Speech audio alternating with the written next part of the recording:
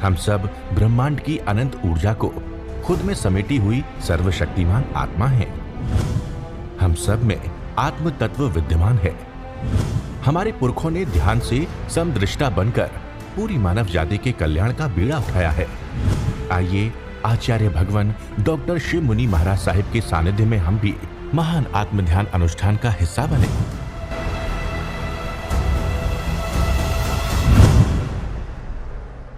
आपने अनंत श्रावक का वर्णन सुन चुके हैं। कामदेव श्रावक की चर्चा आपके सामने आई है कि कामदेव भी चंपा नगरी का रहने वाला था।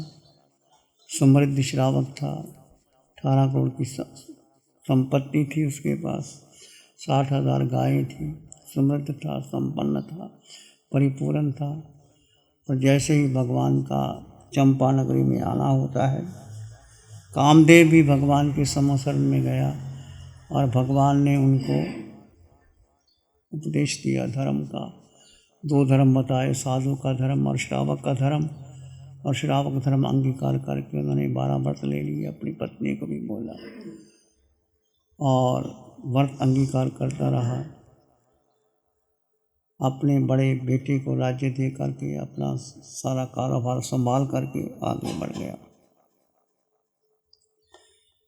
कामदेव पौषधशाला में हैं और इंद्र ने कामदेव की प्रशंसा की कि ऐसे श्रावक हैं उच्च कोटि के, प्रिय धर्मी, दृढ़ धर्मी, उनको कोई डिगा नहीं सकता। वहाँ एक मिथ्यात्वी थे। मिथ्यात्वी कौन है? इसको धर्म के प्रति श्रद्धा नहीं है, आस्था नहीं है, रुचि नहीं है। वो अपने आप को ही बहुत बड़ा समझता है। तो उसने सोचा ये कैसे हो सकता है। इंद्र ने प्रशंसा की है, मैं उसको डिगाता हूँ। इस प्रकार कैसे वो देवलोक से नीचे आया। कामदेव जहाँ बैठा था और उसने कामदेव को नंगी तलवार ले जा करके भयंकर पिशाच का रूप बनाया। भुजाओं में इतना भयंकर रूप बनाया, डराया। कामदेव नहीं घबराया। फिर हाथी का रूप बनाया कि देख तुझे मैं आकाश में उतार के फेंक दूंगा, तू कह दे ये धर्म झूठा है। फिर तीसरा उसने सांप, एक भयंकर काला नाग सांप लंबा, उसका रूप बनाया। देख तू नहीं मानता तो तुझे डंक उसे मार दूंगा, तू कह दे भगवान का धर्म सत्य नहीं है, तू जो कर रहा है उसको छोड़ दे। कामदेव ने उसको भी नहीं सुना, वो शांत रहा। अब वो झुक गया उसके चरणों में आकर के। तो आत्म शक्ति के आगे भौतिक शक्ति को परास्त कर देती है। व्यक्ति व्यक्ति से, समाज से, राष्ट्र से जब दूसरे को टकराते हैं तो हिंसा, द्वेष, अशांति उत्पन्न होती है। आज पूरे विश्व में क्या हो रहा है? व्यक्ति व्यक्ति से, राष्ट्र से युद्ध हो रहे हैं। अपने आप को बड़ा मानते हैं, दूसरे को छोटा मानते हैं। बड़ा देश छोटे देश को निगलना चाहता है और अपना आधिपत्य स्थापित करना चाहता है। व्यक्ति का स्वार्थ व्यक्ति को अंधा कर देता है। अज्ञान व्यक्ति के ऊपर बुद्धि पर पर्दा डाल देता है, अकृत्य को क्रिय करने लग जाता है। इसलिए कभी कभी भौतिक शक्तियाँ भी आत्म शक्तियों के आगे विरोध में खड़ी हो जाती है। जो उदाहरण हमें कामदेव के जीवन से मिलता है कि कामदेव आध्यात्मिक व्यक्ति है।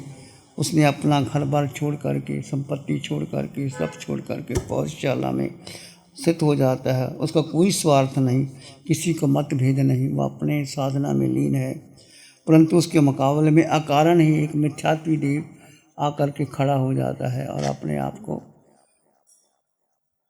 बहुत बड़ा मानता है और उसको हटाने के लिए, कोशिश करने के लिए वो प्रयास करता है। देव द्वारा काम जब देखा कि उसकी शक्ति नहीं चली, उसने पिशाच का रूप बनाया, हाथी का रूप बनाया, सर्प का रूप बनाया, नहीं मिला। उसने क्षमा मांगी, झुक गया कि मुझे क्षमा कर दो, आपने, मैंने ऐसे ही आपको कहा। तो कामदेव ने फिर भी उसको कोई उत्तर नहीं दिया, उसका सत्कार सम्मान नहीं किया कि तुम मुझसे क्षमा मांगता है। वो अपने में स्थित रहे, ना उसके सामने झुके, ना उनको नमन वंदन किया, और वो अपने में स्थित रहे। जब ऐसा बात एक बात वो कहता है कि जो कार्य मैंने आज किया उसके बाद मैं नहीं करूँगा, मैं क्षमा मांगता हूँ, मुझे क्षमा कीजिए।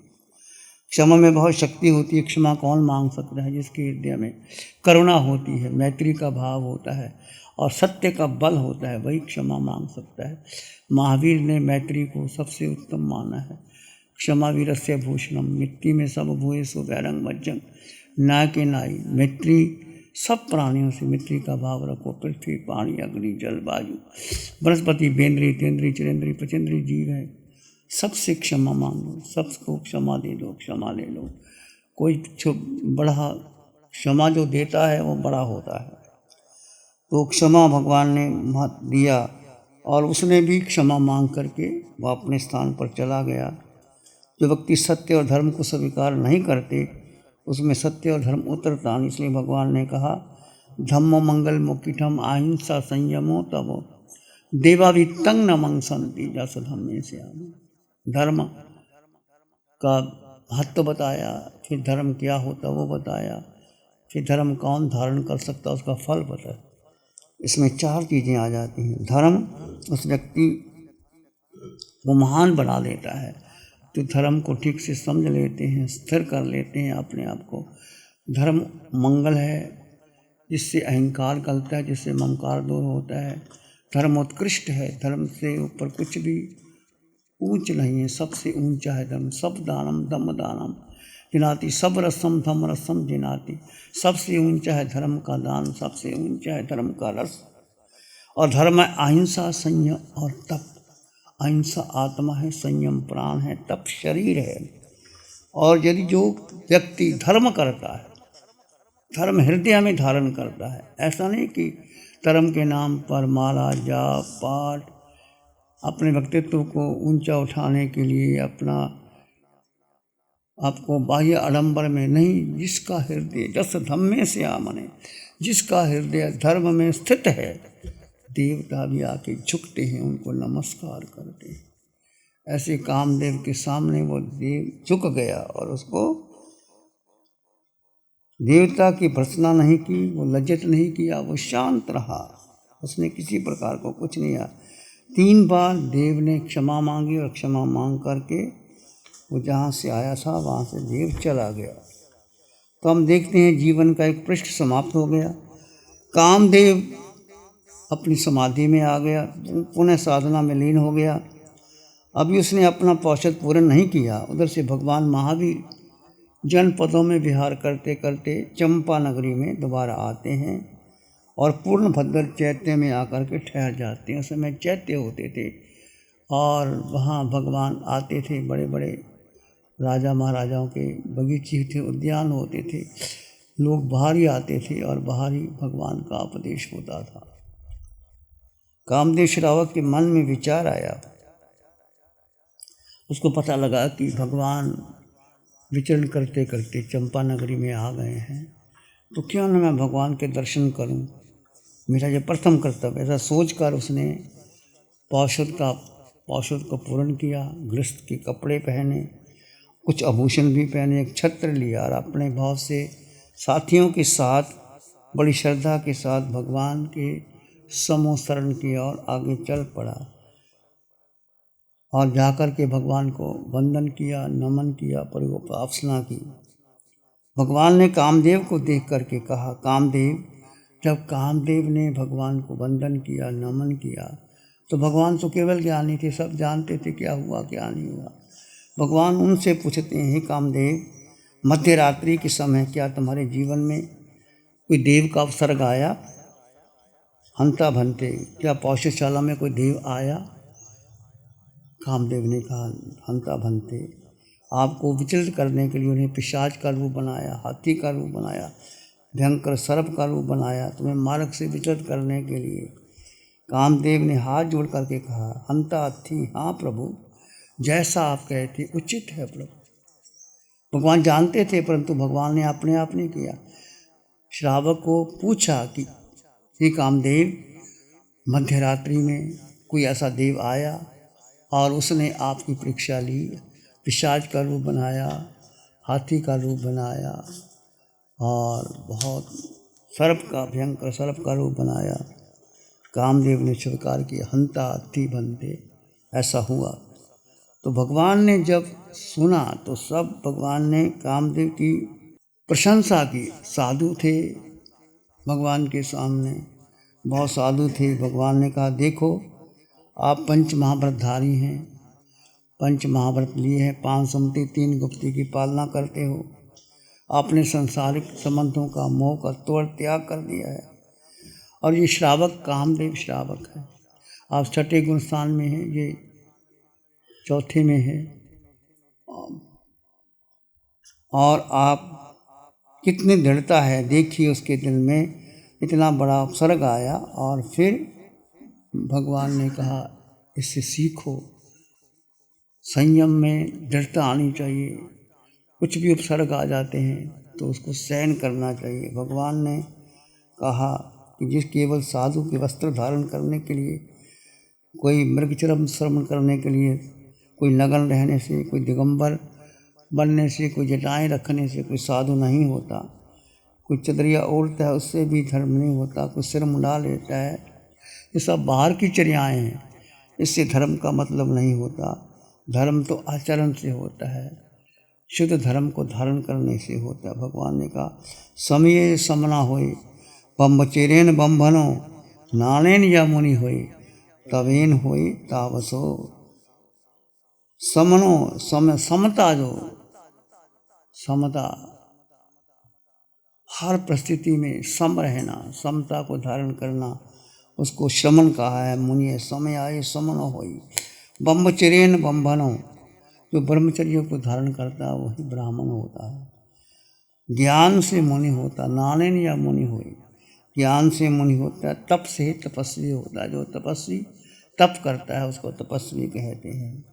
समता से श्रमण होता है, ब्रह्मचर्य से ब्राह्मण होता है। ब्रह्मचर्य को धारण करने से, ज्ञान से, जिसके भीतर ज्ञान है वो मुनि होता है, और तप से तपस्वी होता है। संतों की व्यर्थ सी बातें संतों को नहीं करना चाहिए। साधु नाम दर्शनम पुण्यम, तीर्थ भूता ही साधु है, तीर्थ है फलती कालेन, सद्य संता समागमान। कामदेव ने भगवान महावीर से बहुत से प्रश्न पूछे, आध्यात्मिक प्रश्न पूछे, संसार प्रश्न नहीं पूछे। आप भी किसी साधु आदमी के पास जाते हैं तो धर्म के बारे में, जिज्ञासा के बारे में, आत्मा के बारे में, कि मेरे जीवन का कल्याण कैसे हो, कैसे अरिहंतों ने, भगवान ने कल्याण किया, मैं कैसे करें, इस प्रकार के प्रश्न पूछो। उसने प्रश्न पूछे, भगवान ने इस प्रश्नों का उत्तर दिया। और कामदेव का भावी जीवन, कामदेव अपने घर में चला गया। उसने बाद में पौषध का पालना किया, पहले नहीं गया। भगवान के समसरण में गया, भगवान से प्रश्न पूछा, भगवान ने उसका उत्तर दिया। फिर वो घर आ गया, घर आके पौषध का पालना किया, और फिर अनंत श्रावक की तरह 11 प्रतिमाओं को धारण किया। अनंत श्रावक की तरह 11 प्रतिमा, 5.5 वर्ष तक उसने प्रतिमा को धारण किया, आत्मा की शुद्धि की। 20 वर्ष तक उसने इसका श्रावक धर्म का पालन किया, 12 अनुव्रत लेकर के। उसने अपना अंतिम समय, आप देखा, व्यक्ति को यदि आप धर्म करते हैं तो आपको स्वतः ही एहसास हो जाता है कि अब मेरे पास ज़्यादा समय नहीं है। फिर आपके भीतर एक धर्म जागरणा आती है, एक विवेक आता है, कोई या सद्गुरु मिल जाता है, या आपके भीतर ऐसी अंतःकरण की एक भाव आता है, उत्थक आता है, तो आप उसको ग्रहण कर लेते हैं। तो उसने देखा कि अब मेरा अंतिम समय आने वाला है, तो उसने 11 प्रतिमाएँ पूर्ण कर ली। 20 वर्ष का उनके पूर्ण हो गया उनका श्रावक के व्रतों का। फिर उसने जब देखा कि शरीर मेरा कृश हो गया, चारों ओर का त्याग कर दिया। 1 महीने का संथारा, 1 महीने का संथारा का मतलब चारों ओरों का त्याग कर देना, एक पौषशाला में रहना, सारे संबंध तोड़ देना, और एकांत में, मौन में, जीव का जीव में स्थित रह करके साधना करना। ऐसा 1 वर्ष महीने तक संथारा किया। संथारा पूर्ण हुआ, शरीर को छोड़ करके सधर्म कल्प देवलोक में अरुणाभ विमान में देव रूप में उत्पन्न हुआ। इस साधना के बल पर वो देव बना। गौतम के प्रश्न की समाधान चरित्र बनता है। तो जैसे जैसे वो गौतम प्रश्न पूछते हैं, भगवान उसका उत्तर देते हैं। और वो आज हमारे पास जितने भी शास्त्र हैं, 32 हैं, 45 हैं, इतने भी मानते हैं, वो भगवान महावीर की वाणी है, गौतम से सुनी है। आगे सुधर्मा स्वामी के पास जम्बू स्वामी ने पूछा, जम्बू ने सुना, सुधर्मा स्वामी ने बताया। ऐसे शास्त्र की रचना होती है। आज हमारे पास जो भी शास्त्र है वो भगवान की वाणी है। चाहे वो उत्तराखंड सूत्र सुन रहे हैं, पाशक दिशांग सुन रहे हैं, अंतगढ़ सुन रहे हैं, कोई भी सुन रहे हैं, वो मूलतः भगवान की वाणी है, जिसके द्वारा श्रद्धा रखते हुए आप आगे बढ़ सकते हो। तो शास्त्र में कहा है आप डायरेक्ट किसी से बात मत करो, जो कुछ कहना है सुनना है भगवान के वाणी से सुनो। से कामदेव ताव देवलोगो औखेनं भव्यखेनं ठीकाने अंतरंग चैंग चैता कामे गमहि कहीं उपजयी। भगवान वो कामदेव तो स्वर्ग लोक का जाकर देव बनाया हुआ अपनी आयुष पूर्ण करके कहाँ जाएगा। भगवान ने कहा हे गौमा, महावीर क्षेत्र में वो जाएगा, वहाँ जाकर के वो संयम का पालन करेगा, वहाँ से सिद्ध बुद्ध और मुक्त होगा। दम्भ विहीन और तप सरलता मोक्ष का है। तो आज देखिए महावीर क्षेत्र में आज भी वहाँ समोसरण लगते हैं और केवल ज्ञान होता है, निर्वाण भी होता है बहुत लोगों को। पंचम काल में हमें क्यों नहीं होता? हमें कोई अवधि ज्ञान नहीं होता, मन प्रयोग नहीं होता, केवल ज्ञान नहीं होता। इतनी तपस्या करते हैं, इतनी साधना करते हैं, कारण ये है कि हमारे जीवन में इतनी शुद्धता नहीं है, सरलता नहीं है, ऋजुता नहीं है, पवित्रता नहीं है, आत्मशुद्धि कम है। जहाँ सरलता नहीं, शुद्धता नहीं, वहाँ अवधि ज्ञान, मन प्रयोग ज्ञान उत्पन्न नहीं होता। कामदेव ने अपने उस भाव में ही मोक्ष की तैयारी कर ली थी।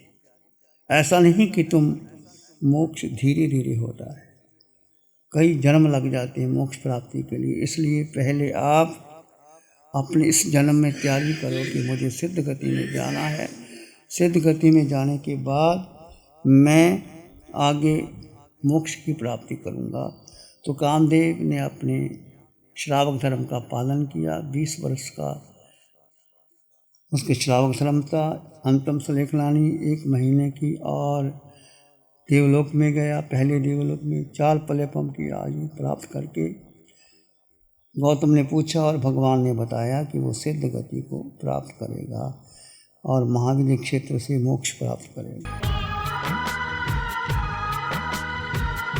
नमो अरिहंतानं, नमो सिद्धानं, नमो आयर्यानं, नमो औषधनं, नमो लोये सब साहुनं। धम्मो मंगल मुखिठम अहिंसा संयमो तव देवावित्तं नमं संति जस धम्मे श्यामनं। श्री चत्तारी मंगलम, अरहंता मंगलम, सिद्धा मंगलम, साहु मंगलम, केवली पाणत्तो धम्मो मंगलम। चत्तारी लोग उत्तम, अरहंता लोग उत्तम, सिद्धा लोग उत्तम, साहु लोग उत्तम, केवली पाणत्तो धम्मो लोग उत्तम। चत्तारी शरणं पवज्यामि, अरहंते शरणं पवज्यामि, सिद्धे शरणं पवज्यामि, साहु शरणं पवज्यामि, केवली पाणत्तं धम्मं शरणं पवज्यामि। 4 शरण दुख हरण जगद में होरण शरणा कोई होगा, जो भव्य प्राणी करे आराधन, उसका जर अमर पद होगा, उसका सदाई मंगल होगा। पिछले 60 सालों से केजीओसी ग्रुप अपने 4 ब्रांड कोहे, कंगारू, म्यूनिक्स और माइल्स के माध्यम से हाई पोजीशन प्रोडक्शन के द्वारा दुनिया में जाने माने लार्जेस्ट मैन्युफैक्चरर्स में से एक है। जैसे staplers, staple remover, paper punch, gun tacker, app tool, geometric tools, stitch wire और किचन में यूज होने वाले प्रोडक्शन से दुनिया के लगभग हर देश में उपलब्ध है। ये प्रोग्राम केजीओसी ग्रुप के सौजन्य से प्रस्तुत है।